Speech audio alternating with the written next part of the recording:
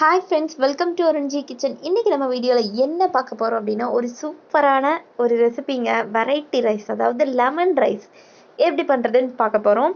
இப்போ lemon rice பண்ணுறதுக்கு first ஒரு பேனில் நல்லா எண்ணெய் ஊற்றிக்கலாம். ஒரு 2லேருந்து 2.5 ஸ்பூன் அளவுக்கு எண்ணெய் ஊற்றிக்கிங்க. இப்போ இந்த எண்ணெய் நல்லா காயட்டும். இந்த எண்ணெய் நல்லா காஞ்சதுக்கப்புறமா 1 ஸ்பூன் கடுகு சேர்த்துக்கலாம். அதில் இந்த கடுகு நல்லா பொரிஞ்சு வரும்போது இது கூட நம்ம என்னென்ன சேர்க்கணுன்னா, நல்லா 1 ஸ்பூன் கடலைப்பருப்பு, 4 பச்சை மிளகாய், கொஞ்சமாக கருவேப்பிலை, இதை 3யும் சேர்த்து நல்லா வதக்கி விடுங்க.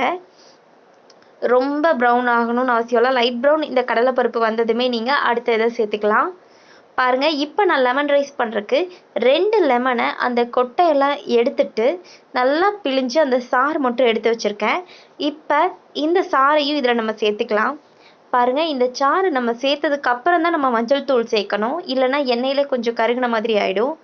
அதனால இந்த எலுமிச்சை சாறு சேர்த்ததுக்கப்புறமா நம்ம கொஞ்சமாக பெருங்காயத்தூள், நல்ல வாசனையாகவும் டேஸ்ட்டாகவும் இருக்கும் இந்த பெருங்காயத்தூள் சேர்த்திங்கன்னா. அதுக்கப்புறம் 1 ஸ்பூன் மஞ்சள் தூள் சேர்த்துக்கலாம். இப்போ இதை நல்லா கலந்து விட்டுருங்க. பாருங்கள், சிம்பிளான வேலைங்க லெமன் ரைஸ் பண்ணுறது அப்படிங்கிறது. ஆனால் இதை பக்குவமாக நம்ம செய்யணும். பாருங்கள், இதை நல்லா கலந்து விட்டாச்சு. இப்போ இது நல்லா கலந்ததுக்கப்புறமா நான் நல்லா சாதத்தை நல்லா 3 விசில் வச்சு கொஞ்சம் பருப்பருக்கே எடுத்து வச்சுருக்கேன் நான் சாதத்தை. இப்போ அந்த சாதத்தை நம்ம இதில் சேர்த்துக்கலாம்.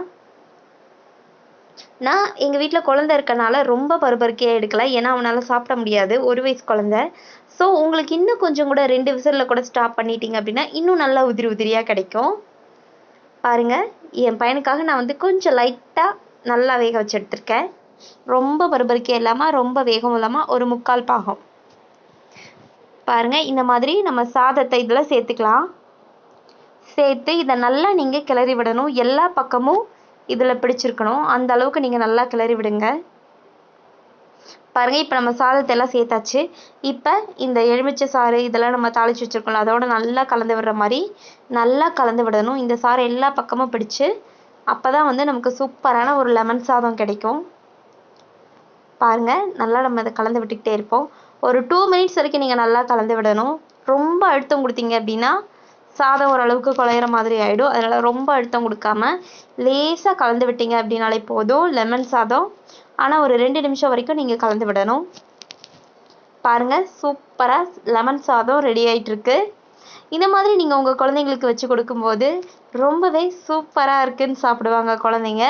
இதுக்கு நீங்கள் உருளைக்கிழங்கு பொரியல், வாழைக்காயை நல்லா வறுவல் பண்ணி அப்படி கூட நீங்கள் கொடுக்கலாம்.